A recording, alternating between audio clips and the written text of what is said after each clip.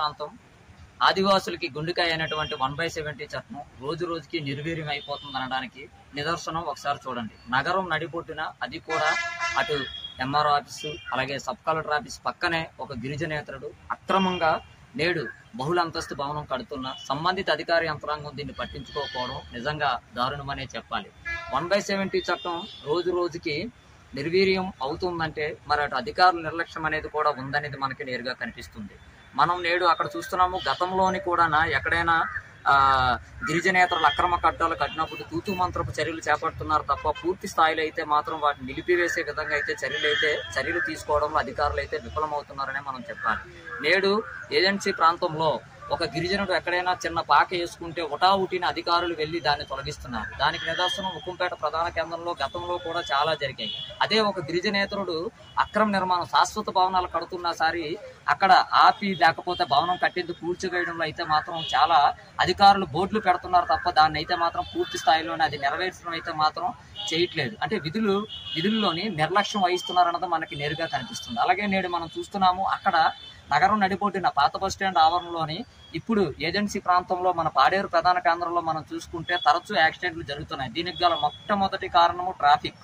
ఎంత అంటే ఒకవైపు పోలీస్ యంత్రాంగం ఎంత కట్టడి చేస్తున్నా సరే ట్రాఫిక్ పెరుగుతుందంటే దానికి గల కారణం రోజు రోజుకి జనసంచారం ఎక్కువవుతుంది.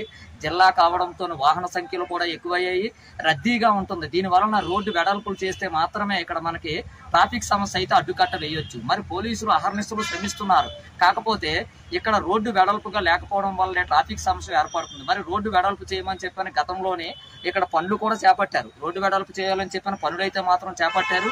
కొన్ని తాత్కాలిక కార్యాల వల్ల అంటే అనివార్య కారణాల వల్ల లేకపోతే ఏ విధమైన ఎటువంటి కారణాల వల్ల అది ఆపివేశారన్నది ప్రశ్నార్థకంగానే అది మారింది. మరి ఇప్పుడైనా సరే మనం చూస్తున్నాం గతంలోనే అక్కడే ఇప్పుడు అక్రమ భవన నిర్మాణం చేపడుతున్న దగ్గర నుంచే ఫస్ట్ పనులు అయితే చేపట్టారు. అంటే రోడ్డు వెడల్పు పనులు అయితే చేపట్టారు. అక్కడ అక్రమ నిర్మాణాలు చేపట్టకూడదన్న సంగతి కూడా తెలిసి ఒక గిరిజనేతరుడు నేడు అక్కడ అక్రమంగా కడుతున్నాడంటే మరి ఎవరు అండదండలు చూసుకొని కడుతున్నారు అనేది కూడా నేడు అధికారులు అయితే మాత్రం బయటికి తీసుకురావాలి. ఎందుకంటే ఏమనంటే బినామీలు మెయిన్ ఏజెన్సీ ప్రాంతంలో ఫస్ట్ ఆఫ్ ఆల్ 1/70 చట్టం తొంగలోకి తొక్కుతున్నారు అంటే అది కారణం కేవలం బినామీలు మాత్రమే.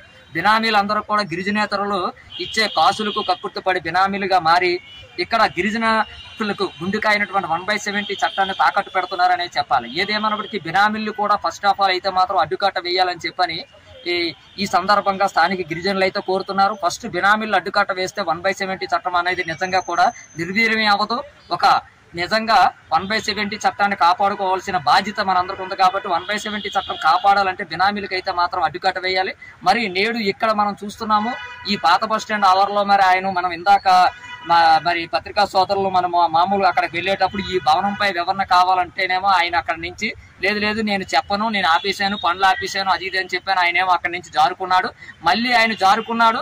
మళ్ళీ విలేకరులు వచ్చేసిన 10 నిమిషాల్లో మళ్ళీ అక్కడ పనులు ప్రారంభించారు. అంటే పనులు ప్రారంభించారంటే ఎవరో ఒకరు హస్తం వెనకాతలు ఉండే ఉంటది. మరి వారిని కూడా ఇప్పుడు పలు గిరిజన సంఘాలు కానీ రాజకీయ నాయకులు కానీ 1/70 చట్టం కాపాడుతాము, అలాగే గిరిజనుల హక్కులు చట్టాలు కాపాడుతాము అని చెప్పిన పోరాటాలు ఉద్యమాలు చేస్తున్న వారు కూడా దీనిపై పూర్తి స్థాయిలో దృష్టి సారించాలి. ఎందుకంటే నగరం నడిబొడ్డిన అంత అక్రమ బిల్డింగ్ కడుతున్నారంటే వెనకాతలు అండదండలు ఉన్నాయి అనేది ఎవరు అండదండలు ఉన్నాయి అనేది మాత్రం వాళ్ళు గిరిజన సంఘాలు అలాగే సిపిఐ మొత్తం అన్ని పార్టీల వారు కూడా ఆ వెనకాతల దాగి ఉన్న వ్యక్తిని అయితే మాత్రం బయటికి తీయాలి.